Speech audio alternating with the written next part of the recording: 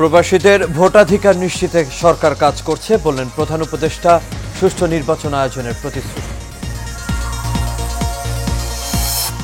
প্রতিহিংসা এড়িয়ে চললে সম্ভাবনার দুয়ার উন্মোচন হবে মন্তব্য তারেক রহমানের। জনগণের অধিকার প্রতিষ্ঠার আহ্বান। ফেব্রুয়ারিতে নির্বাচন হবে না বললেন এনসিপির মুখ্য সমন্বয়ক নাসিরুদ্দিন পাটোয়ারি। ফ্যাসিবাদী সিস্টেম পরিবর্তনের দাবি। এবং নির্বাচন বিতর্কিত করার ষড়যন্ত্র চলছে মন্তব্য রিজভীর। বিএনপিকে নিয়ে অপপ্রচারের অভিযোগে সার্জিসের বিরুদ্ধে মামলা।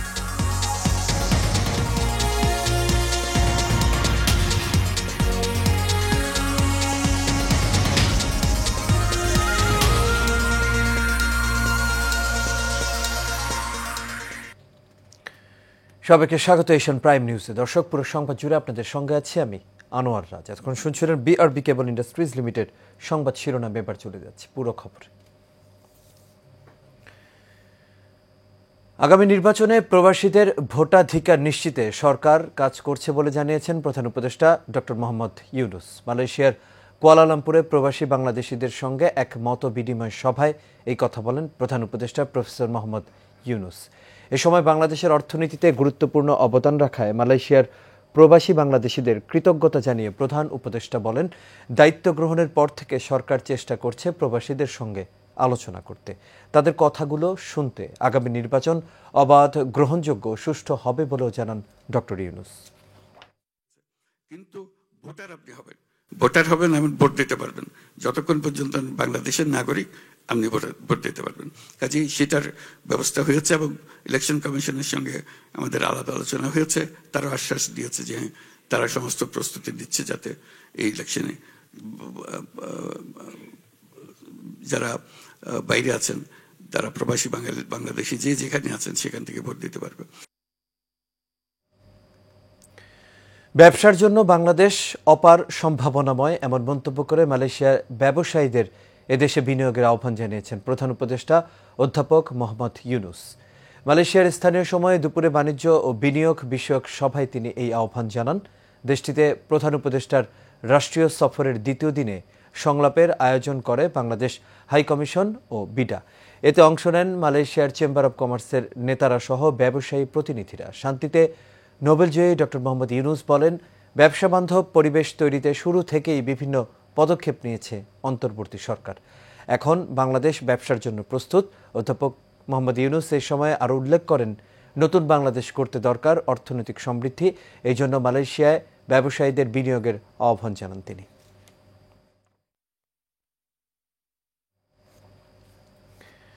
প্রতিহিংসা এড়িয়ে চললে দেশের সকল সমস্যার জট খুলে যাবে বলে মন্তব্য করেছেন বিএনপির senior vice chairman Tarek Rahman. তিনি বলেন, টেকসই উন্নয়নের জন্য যুব সমাজকে শুধু আর্থিক বা রাজনৈতিক দৃষ্টিতে নয়, বরং প্রযুক্তি, শিক্ষা, ক্রীড়া ও সংস্কৃতিতে সমানভাবে দক্ষ হতে হবে।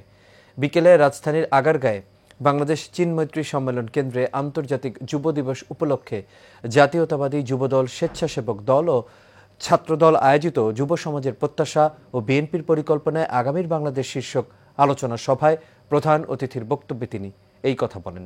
দেশ গঠনে যুব সমাজই প্রকৃত শক্তি উল্লেখ করে তারেক রহমান আগামী নির্বাচনে ধানের শীষে ভোট দেওয়ার আহ্বান জানান। এ সময় জনগণের অধিকার প্রতিষ্ঠার আহ্বানও জানান তিনি। দেশের সর্বস্তরের জনগণের কাছে আমার আহ্বান, আগামী নির্বাচনে ধানের শীষে ভোট দিন, দেশ গড়ার সুযোগ নিন। দেশের সকল মানুষের কাছে এতটুকু বলতে চাই, ভোট দিলে ধানের শীষে, দেশ গড়ব মিলেমিশে।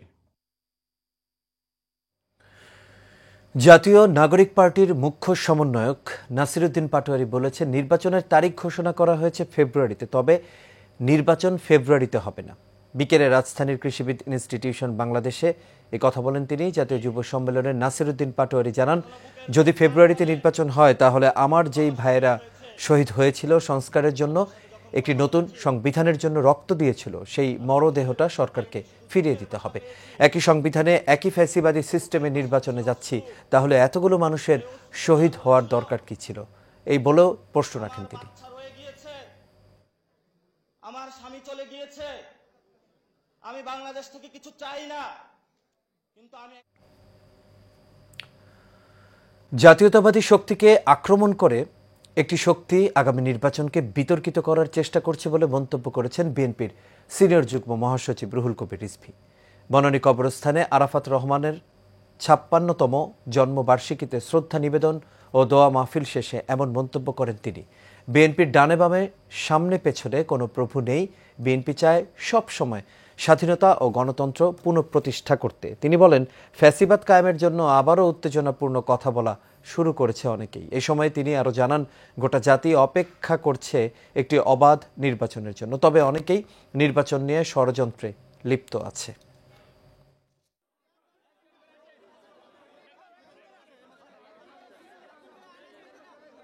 এই নির্বাচনকে নিয়েও অনেকে নানা ধরনের কূট কৌশলের আশ্রয় নিয়ে ষড়যন্ত্রের মধ্যে লিপ্ত আছে।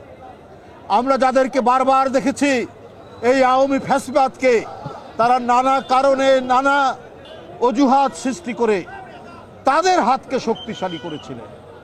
আমরা সেই ৮৬, আমরা তার পরবর্তী পর্যায়ে ৯৪, ৯৫, ৯৬, আমরা ৫ই আগস্টের পর নানা বক্তব্য বিবৃতিতে আমাদের মনে হয়েছে যে জাতীয়তাবাদী শক্তিকেই টার্গেট করছে আরেকটা গণতন্ত্র বিরোধী শক্তি। তারা নানাভাবে নানা কায়দায় ধর্মের নামে এই সমস্ত বিভ্রান্তিমূলক কথাবার্তা বলছে। সাংবাদিক আসাদুজ্জামান তুহিন হত্যার ঘটনায় বিএনপিকে জড়িয়ে অপপ্রচারের অভিযোগে এনসিপি নেতা সার্জিস আলমের বিরুদ্ধে গাজীপুর সিএমএম কোর্টে মানহানির মামলা হয়েছে। অতিরিক্ত চিফ মেট্রোপলিটন ম্যাজিস্ট্রেট কোর্টে এই মামলা করেন বাসন থানা বিএনপির সভাপতি তানভীর সিরাজ। শুনানি শেষে মামলাটি আমলে নিয়ে সিআইডিকে তদন্তের নির্দেশ দেন আদালত। বাদী তানভীর সিরাজ বলেন, অপরাধী চক্রের ভিডিও করায় সাংবাদিক তুহিনকে হত্যার ঘটনায় সার্জিস আলম না জেনেই বিএনপিকে জড়িয়ে নানা অপপ্রচার চালিয়েছেন, যা দলের ভাবমূর্তি নষ্ট করেছে। তাই দলের নির্দেশনা অনুযায়ী মামলা করা হয়েছে। পেঁয়াজের দাম নিয়ন্ত্রণে আমদানি উন্মুক্ত করে দেওয়া হবে। এর পাশাপাশি পাম অয়েলের দাম লিটারে ১৯ টাকা কমিয়ে ১৫০ টাকা নির্ধারণ করা হয়েছে। আজ সচিবালয়ে এসব কথা জানিয়েছেন বাণিজ্য উপদেষ্টা শেখ বশির উদ্দিন। এদিকে বাণিজ্য সচিব বলেন, চলতি অর্থ বছরে সরকারের রপ্তানি আয়ের লক্ষ্যমাত্রা $৬,৩৫০ কোটি নির্ধারণ করা হয়েছে। বিস্তারিত নূর মোহাম্মদ ভুঁইয়ার রিপোর্টে। টানা ৪ মাস স্থিতিশীল থাকার পর ঊর্ধ্বমুখী দেশের বর্তমান মূল্যস্ফীতি, এতে কিছুটা নড়েচড়ে বসেছে বাণিজ্য মন্ত্রণালয়। বেঁধে দেয় ২০২৫-২৬ অর্থ বছরের রফতানি লক্ষ্যমাত্রা। সচিবালয়ের সংবাদ সম্মেলনে বাণিজ্য সচিব জানান, চলতি অর্থ বছরে সরকারের রফতানি আয়ের লক্ষ্যমাত্রা $৬,৩৫০ কোটি নির্ধারণ করা হয়েছে। তবে আমরা সেক্টরের সাথে বসে বিস্তারিত একদম ডিটেইলড স্টেক হোল্ডার কনসালটেশন করেই কিন্তু এটা করেছি, এবং সেই কারণে দেখবেন যে গত বছরের লক্ষ্যমাত্রার সাথে অর্জনের মোটামুটি বেশ ভালো সামঞ্জস্য আছে। সাংবাদিকদের প্রশ্নের জবাবে বাণিজ্য উপদেষ্টা শেখ বশির উদ্দিন বলেন, যুক্তরাষ্ট্রের আরোপিত শুল্ক আরও কমাতে প্রয়োজনীয় সব ব্যবস্থা নেবে সরকার। ট্যারিফ অ্যান্ড নন ট্যারিফ যে অ্যাক্টিভিটিসগুলো মার্কিন যুক্তরাষ্ট্রের সাথে আমাদের শুল্ক আলোচনার মধ্যে উদ্ভাবিত হয়েছে, আমরা এইসব বিষয়ে সমাধান করার চেষ্টা করেছি এবং আমাদের যে টেকনিক্যাল ব্যারিয়ার্স ট্রেড যে বিষয়গুলো ছিল এগুলো আমরা অ্যাড্রেস করার চেষ্টা করেছি এবং আমাদের ছাড় দেওয়া অ্যাজ সাচ, আপনারা জানেন যে আমাদের অনেক ধরনেরই আমদানি শুল্ক যেগুলো অলরেডি 0 থেকে 1% মধ্যে আসে। এই বাণিজ্য উপদেষ্টা জানান, পেঁয়াজের দাম নিয়ন্ত্রণে আমদানি উন্মুক্ত করে দেওয়া হবে, পাশাপাশি কমানো হয়েছে পাম অয়েলের দাম। আমরা তো বহুদিন ধরে পেঁয়াজ আমদানি করছি না। এক নম্বর, আমাদের মাশাআল্লাহ আমাদের স্থানীয় উৎপাদন যথেষ্ট ভালো, তবে আমরা হয়তো বা কিছু পেঁয়াজ এই মুহূর্তে আবার আমদানি করার চিন্তা করছি এবং সেক্ষেত্রে আমি কোনো সমস্যা দেখছি না। যে আমাদের যে প্রয়োজন অনুযায়ী আমরা আমদানি করি, স্পেশালি কৃষিপণ্য এবং খাদ্যপণ্যের ক্ষেত্রে। ভারতের সঙ্গে অনেক বাণিজ্য ঘাটতি রয়েছে জানিয়ে শেখ বশির উদ্দিন বলেন, দেশটির বাণিজ্য মন্ত্রণালয়কে চিঠি দেওয়া হলেও তারা এখনো সাড়া দেয়নি। এমনি তো আমাদের সাথে ব্যাপক বাণিজ্য ঘাটতি ভারতের রয়েছে। নূর মোহাম্মদ ভুঁইয়া, এশিয়ান টেলিভিশন, ঢাকা। আর এর সাথে শেষ করবে এশিয়ান প্রাইম নিউজ। তবে যাবার আগে বিআরবি কেবল ইন্ডাস্ট্রিজ লিমিটেড সংবাদ শিরোনামগুলো দেখে নেব দর্শক আরও একবার।